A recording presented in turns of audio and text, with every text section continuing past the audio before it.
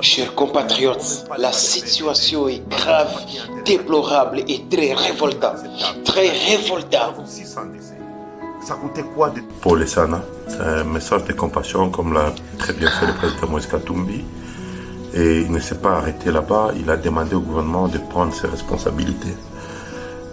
Vous savez, quand j'écoute les autorités congolaises, partout où ils passent aujourd'hui, ils ont un fonds de commerce facile, ils ont créé une guerre ici, après leurs accords avec les Rwandais, pour qu'ils aient une popularité artificielle face à une population extrémiste. Partout c'est Rwanda, Rwanda, Rwanda. Le drame qui nous a frappé a frappé les Rwandais. Mais on a compris la valeur du Rwandais face à son gouvernement et la valeur du Congolais face à son gouvernement. On a vu au Rwanda, déjà enterré avec dignité, de rescaper, encadrer, appuyer. On a vu même la reconstruction des maisons a commencé 72 heures après. Chez nous, on a jeté des corps. On a jeté nos compatriotes.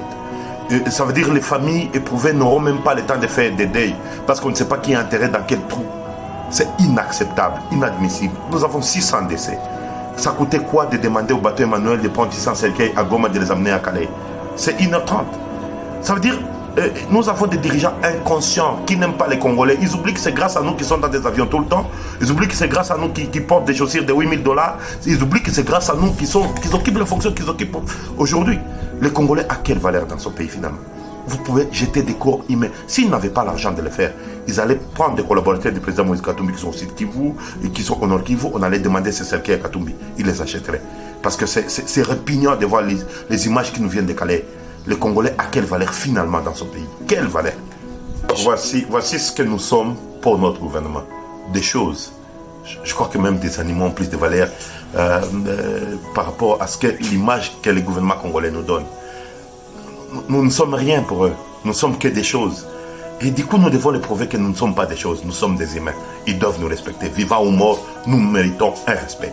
Et ça, nous devons l'imposer. Nous devons nous battre pour imposer ce respect. Ces gens commencent quand même à aller au-delà de l'imaginable. C'est inacceptable, ça. Alors, nous sommes à la veille des élections. Que doit faire la population? On ne parle pas des élections maintenant, là. Nous parlons des morts, des vies des gens. Je ne suis pas dans une campagne, mais je suis dans un ras-le-bol.